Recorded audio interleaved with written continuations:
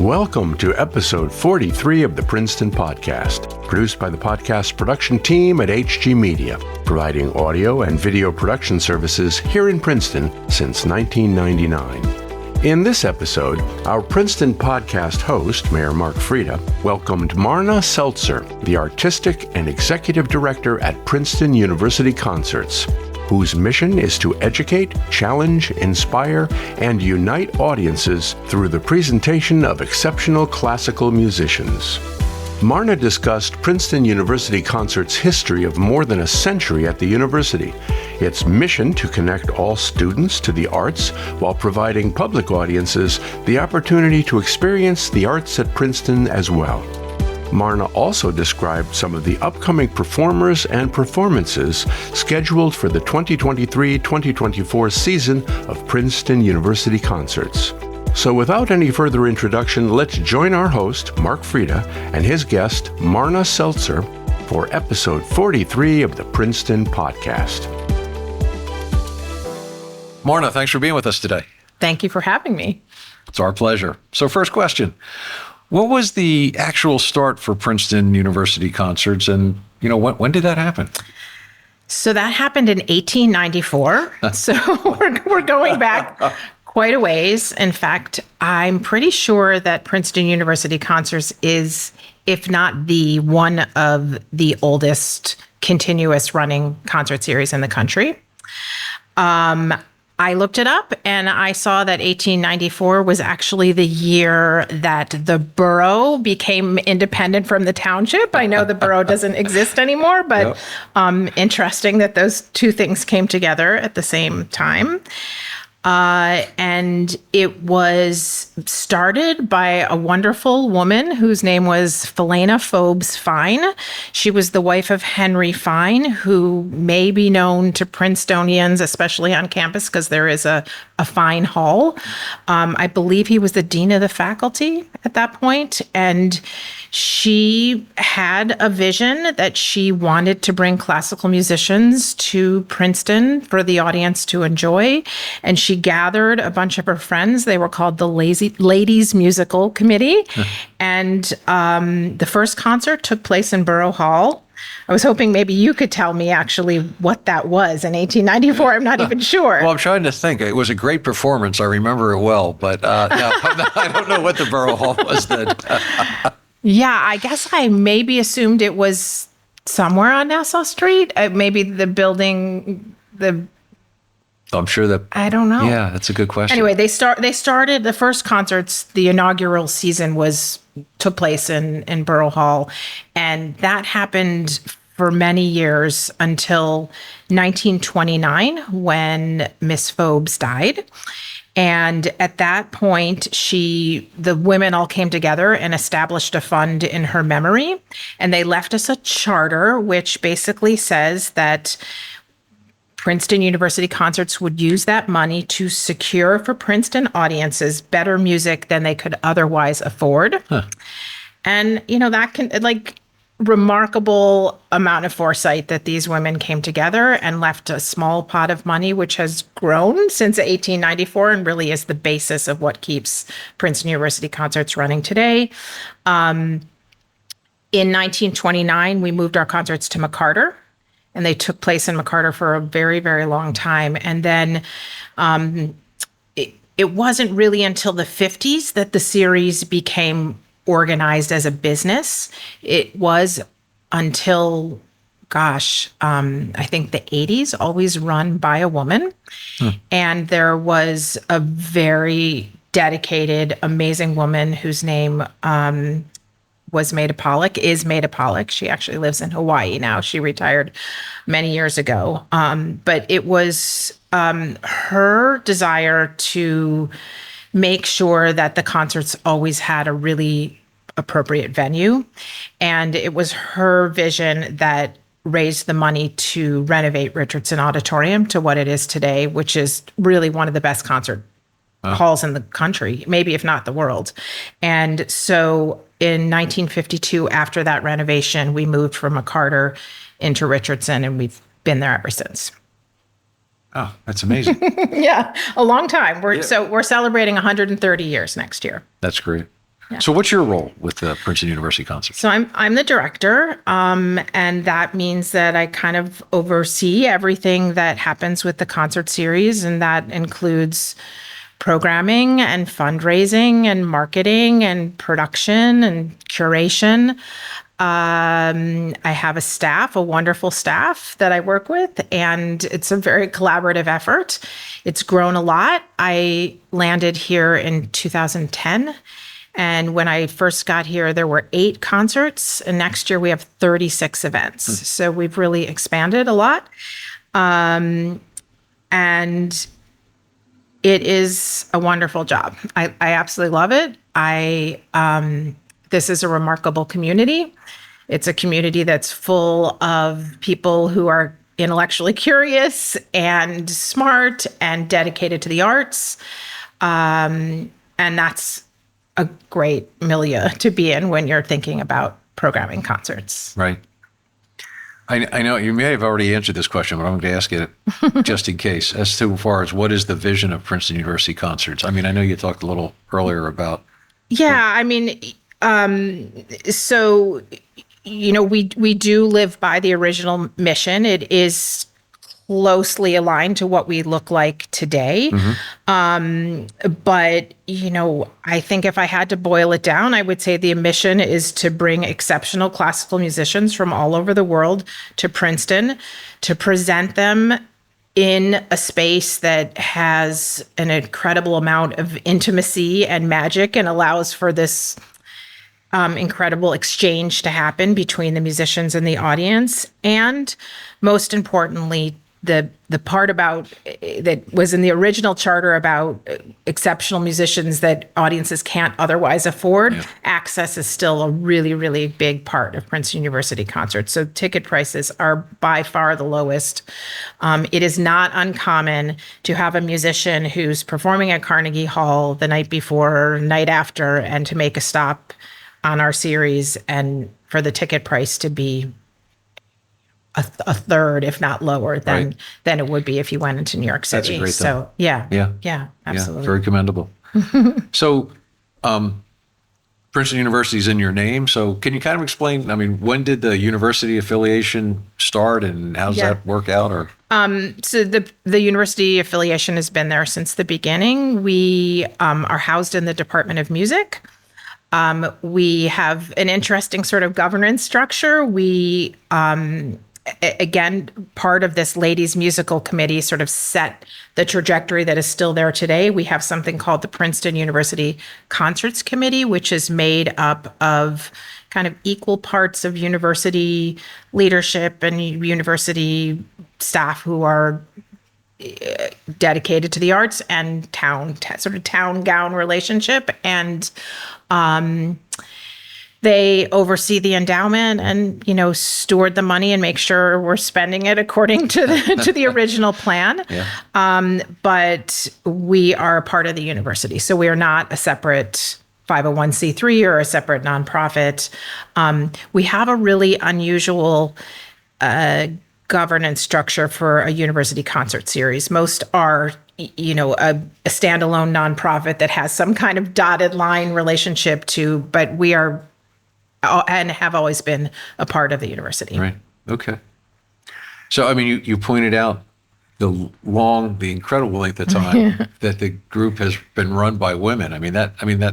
That's worth, I think, focusing on a little bit more. I mean, as far as from creating and managing. Yeah. Yeah, forever. No.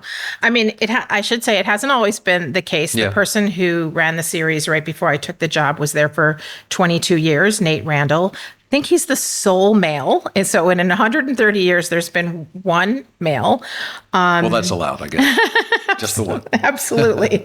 But yeah, I feel the weight of that responsibility, and I feel actually really honored to be able to carry on that tradition. And I do believe that if you look at any kind of arts organization in this country, that the ones that are the longest lasting and the most potent have been run by, a single visionary person, and it tends to be women. Mm-hmm. I think in the early days, it was the women looking for an outlet for something to do while their husbands were teaching and running the university. Obviously, that's changed. During the pandemic, we did a lot of online programs, and it caused me to go back and look in the archives more than I ever had. And I learned fun facts, like there was a point in time in which the women sat upstairs and the men sat downstairs, and they were required to wear long skirts. And if you've been in Richardson Auditorium, you know there's no elevator, and there are two very circular, windy turrets that are a lot of steps, hard to get up. So I just think of like this procession of women in their long skirts and their high heels making their way up to the, a long commitment. Interesting how in the past that those kind of rules, and you just wonder what the heck was the thought process? Yes, I'm glad that's changed. Yeah, good thing. All right, so how about a little bit about you? Are you from this area? I am. I didn't ever imagine I would come back, but I grew up in the Midwest, but my parents moved to Princeton in 1978. So I went to 1 year of what was then John Witherspoon Middle School, no longer, and to Princeton High School. I played in the orchestra. Interestingly, I played in the Princeton High School Orchestra and the Princeton University Orchestra under Michael Pratt, who is still the conductor of the Princeton University Orchestra to this day. I played the violin. I also played in the Mercer County Youth Orchestra. And I'm sitting right now at this very moment in a real full circle moment. My daughter's about to graduate from Princeton High School. I went to the senior awards the other night, and it's a remarkable reminder of how many awards are named after teachers that I had when I was in high school. Students that I went to school with. It's funny to see her kind of follow in my footsteps. I don't know. Yeah. So I grew up here and went away for college and never imagined that I would come back. I kind of typical college student who thought I'll never move home. Yeah. But I grew up going to the concerts, and I remembered them fondly. And a lot of my career in the beginning of it was involved in helping to facilitate concerts in other cities and towns across the country. And so Princeton University Concerts was one of my clients. So the person who had my job before me was someone that I sold artists to. So I was in touch. I knew it was going on. Whenever I came home to visit my parents, I'd go. And when the job opened, I jumped. And it's still it was a great place to grow up, and it's a great place to live. Yeah. Wow. Yeah. Amazing how that comes around. All right, you kind of answered this one, but let's talk a little bit more about Richardson Auditorium. As I said, where would one typically go to see performances? Yeah. But so are they all at Richardson, or do you do? Pretty much. We move out if the situation dictates. That doesn't happen very often. Almost everything takes place there. And I will say that when we move out, there's always a good reason, like we have a vocal ensemble and they sound remarkable in the chapel. So we've done a lot of concerts in the chapel. And as you know, we have a new Lewis Arts Complex on campus. There aren't technically performance spaces in there, but every once in a while it makes sense for us to use something like that. But it's pretty hard to beat Richardson Auditorium. Yeah. The acoustics are incredible. The visibility is incredible. And there's something about that shape. I've gone to a lot of concerts in my life, and I don't know that I could, I'd love to see some scientific study on this, but something about, when you're sitting and listening to a concert and you can look into an audience member's eyes as well as what's going on stage, there's a communal experience and just a shared experience. One of our patrons a few years ago described it to me as a big hug. And that has stuck with me because I think it's true. There's you can sit in what would be considered the nosebleed section of Richardson, the far right balcony, very back row, and it still feels incredibly intimate. So it's a really special space. Musicians who come and play in there remark on it all the time. And we're presenting musicians who literally perform in every concert hall all over the world. And they always say, wow, and I think that's like sort of a combination of acoustics, but also that connective experience that you can have from the stage. Yeah, it is a great setting. Yeah. So I guess the whole focus is on classical music and just classical music, and that just goes back to day one? Or? It does go back to day one. I think over the last 10 years, probably one of the things that I'm most proud of is that we have really tried to define that more broadly in lots of different ways. I think, we like to think of ourselves as presenting chamber music, and not everybody knows what that means, but chamber music technically means 1-2 apart. But in terms of experience, it just means that each performer is sort of engaged in their own role and their share of the performance in a very intense way. It tends to be very conversational, very intimate in nature. There's no conductor. So, the onus is all on the musicians, and they need to stay in touch with each other throughout an entire performance. And you can see and hear that happening. So we think about, or I like to think about, that characteristic being embedded in everything we do, but we don't define it. In 1894, they defined that as a string quartet, 2 violins, viola, and cello. And that was what the series was for 30, 40 years. Next year we have a jazz pianist, we have a harpsichord player, we have a singer, we have multiple pianists, like we have an orchestra, like, we think about that, in a broader way. And I think that's really important, especially in terms of engaging audience and making people feel like it's something that they can relate to. So how do I, as someone eager to make sure I know what every performance is, so how do I keep track of what you're offering? Well, we have a website. That address is puc.princeton.edu. We have all of the traditional marketing things. You can follow us on Instagram. You can follow us on Facebook. You can pick up any of our brochures that are all over the place. Lots of people on campus joke that if there's not a poster for something, it didn't happen. There's a real poster culture. I'm sure you know that as mayor, as you think about the kiosks on Nassau Street. So there's lots of ways to actually figure out what is coming and when. But, that doesn't necessarily get people through the door, right? Yeah. So I think really at the heart of Princeton University Concerts is a really deep desire to figure out how to make our concerts as relevant to as many people as possible, and to allow people to make their own personal connections to our programs.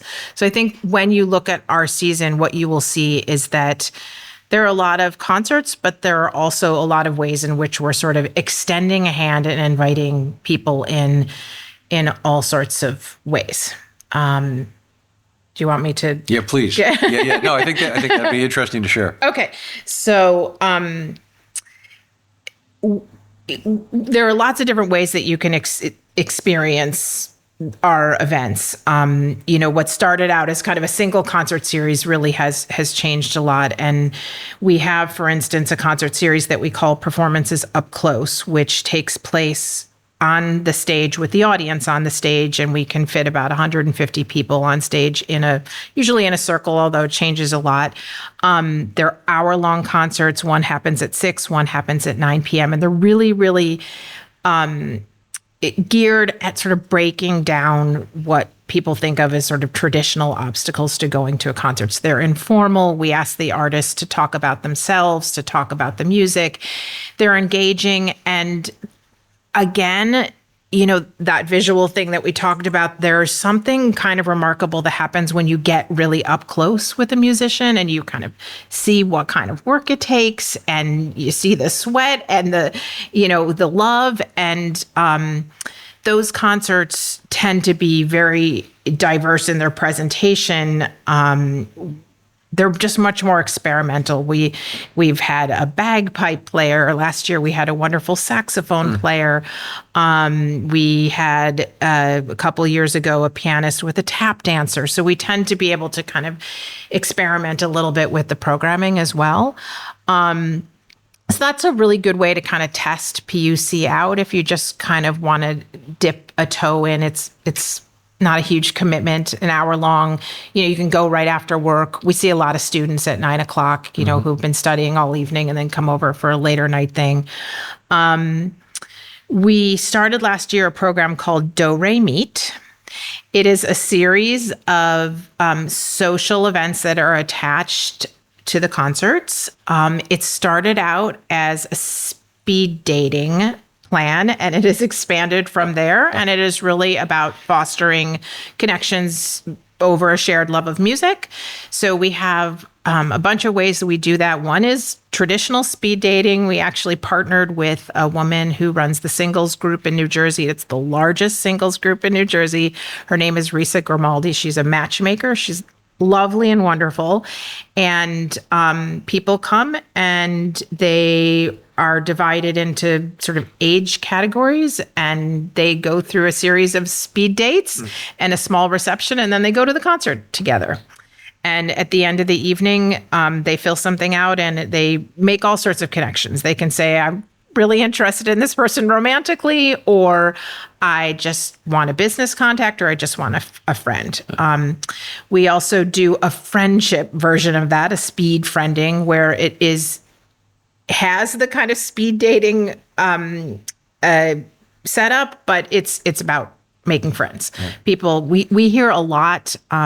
We have a very, very loyal core of subscribers, and we hear a lot from them that they stop going when a partner, a husband, a wife passes away, or they can't drive at night, or whatever reason, but they don't want to go alone. And so part of this was aimed at that. We are opening our Do Re Meet season this year with an LGBTQ plus mingle. So Do Re Meet is another great way to put a foot in. We also run a live music meditation program that happens over the lunch hour. It's free. It involves all the musicians who play on our series. It is a partnership with the Office of Religious Life on campus. And it's again, an hour-long thing. It can be 30 minutes. You come in. There's someone who leads it. His name is Matt Weiner. He's one of the associate deans of Religious Life. He just talks to the audience about kind of finding a sense of stillness, finding a sense of quiet. And then there's about 5 minutes of silence, and the music just sort of emerges from that silence. Music goes on for about 25 minutes. There's another 5 minutes of silence, and then there's a short discussion about the experience. And first of all, we never come out of that thinking, gosh, I wish all of our concerts were like this, because there's such a sense of focused listening. People are prepared and ready to listen. The musicians always say that they really appreciate not having the performative aspect. There's no clapping, there's no bowing, all of which, in some ways kind of take you out of the experience. So to be just present in that moment and listening to the music in an intense way. We have people who come because they're serious meditators and have never heard classical music before. And we have people who are super classical music fans and have never meditated before, and everything in between. But it is another example of kind of the music itself is great, but the experience is changed up a little bit, and it helps people kind of get through the door. We run something called the Creative Reactions Contest. It is a creative writing contest. It started out being for Princeton students, and it now has extended to the community and to our audience. And it's also extended to visual art. And it's the only thing we ask really is that people use our concerts as their source of inspiration. They can write a poem, they can write a short story, they can draw a picture, or they can choreograph a dance. And, so people come into the concert hall also with a different set of ears and eyes when they're doing that too, when they know that they're working on something that's intensely personal to them and that they're going to share with other people. So there's a lot of kind of thinking about like how do we reach out and change up the experience a little bit so that people feel like they belong when they come into the concert hall. It's amazing. I mean, you'd never guess that all of that would be included. Just reading your name would be like, wait a minute, okay, but way beyond that. So let me ask you this. So even though you're not a 501c3, people can still support you financially, and that's still tax deductible since you're part of the university, right? Yep. Okay, so I just want to make sure people understand they can support you financially, and it is tax deductible. Yeah. And that's actually very helpful for you, I would imagine, because you're doing low ticket prices. Exactly. So, if we had to make it on ticket prices alone, we'd be out of business. We typically make up our income from exactly what a typical arts organization does from ticket sales and contributions and the endowment. I think what is less typical in a concert series like ours is the endowment. Right. And we can really thank the ladies from way back then for getting that started, because that is about 70% of our budget. And it's enough that it really gives us a tremendous amount of freedom when we're programming, and we don't have to be bound so much by the bottom line. So it's not the first thing we're asking ourselves when we're thinking about who do we want to bring. It's not like how many tickets is this person going to sell. It's really about the experience, and if this is someone that has something to say that we think would be relevant on the series. That's tremendous. So what is your typical season? When does it start? When does it end? So we follow the academic calendar because we're on campus and part of the university, and having students have the experience of going to a concert is really, really important to our mission. I think our big goal is that every student come to a concert before they graduate. It doesn't always happen that way, but so we follow the academic calendar, which means that we open kind of middle September and we run through the end of April, early May, and we're off when there are breaks, and we take a big break in the middle, just like Princeton does. The university, has winter session now in January, and we're still trying, since it's a relatively new thing, we're still trying to figure out how we relate to that. But yeah, we're by this point, we've got our season behind us, and we're looking forward to next year. Yeah, sure. So are there a couple things you want to throw out there coming up in the next season that? Yeah. So I guess I would say that if you've never come to an event, I would recommend sort of thinking about it in terms of the experience that's best for you. The typical concert series is the Concert Classic series. That's the one that's been there for 130 years. And that is, about as traditional as it gets, in the sense that it is a 2-hour concert, with one intermission. We are kicking off the season with Chanticleer, which is one of the oldest men's choirs in the country. They are wonderful. They're making their debut on the series. They've never been on the series before, and we're planning on having kind of an a cappella extravaganza.